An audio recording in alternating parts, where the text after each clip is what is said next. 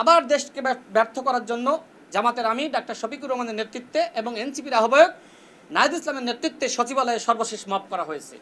এইটাও আসলে আইনশৃঙ্খলা পরিস্থিতির অবনতি বলা যায় এবং সেই অবনতির দায়কার জামাত ইসলামের। সুতরাং বাংলাদেশে যে আইনশৃঙ্খলার পরিস্থিতির অবনতির কথা আপনি বলছেন, এই অবনতি মূলত করছে জামাত ইসলাম এবং এনসিপি বিভিন্ন জায়গায় মাপ করে।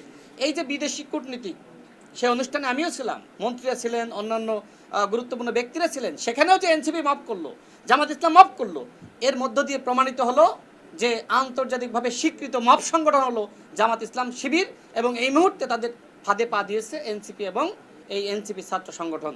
সুতরাং এই মুহূর্তে বাংলাদেশের যত আইন শৃঙ্খলা পরিস্থিতির বিঘ্নতা দেখছেন, এটা পরিকল্পিতভাবে জামাত ইসলাম সৃষ্টি করছে বলে আমি মনে করি, এবং পরিকল্পিতভাবে বিভিন্নভাবে মব সৃষ্টি করে বহির্বিশ্বের কাছে তারা দেখাতে চায় যে বাংলাদেশের সরকার ব্যর্থ হচ্ছে, বাংলাদেশে আইন শৃঙ্খলা পরিস্থিতি বলে কিছু না। আবার দেশকে ব্যর্থ করার জন্য জামাতের আমির ডাক্তার শফিকুর রহমানের নেতৃত্বে এবং এনসিপির আহ্বায়ক নাহিদ ইসলামের নেতৃত্বে সচিবালয়ে সর্বশেষ মব করা হয়েছে। এইটাও আসলে আইনশৃঙ্খলা পরিস্থিতির অবনতি বলা যায় এবং সেই অবনতির দায়কার জামাত ইসলামের।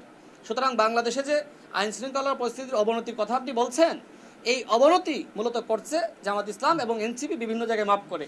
এই যে বিদেশি কূটনীতি, সেই অনুষ্ঠানে আমিও ছিলাম, মন্ত্রীরা ছিলেন, অন্যান্য গুরুত্বপূর্ণ ব্যক্তিরা ছিলেন, সেখানেও যে এনসিপি মাপ করলো, জামাত ইসলাম মাপ করলো, এর মধ্য দিয়ে প্রমাণিত হলো যে আন্তর্জাতিকভাবে স্বীকৃত মব সংগঠন হলো জামাত ইসলাম শিবির, এবং এই মুহূর্তে তাদের ফাঁদে পা দিয়েছে এনসিপি এবং এই এনসিপি ছাত্র সংগঠন।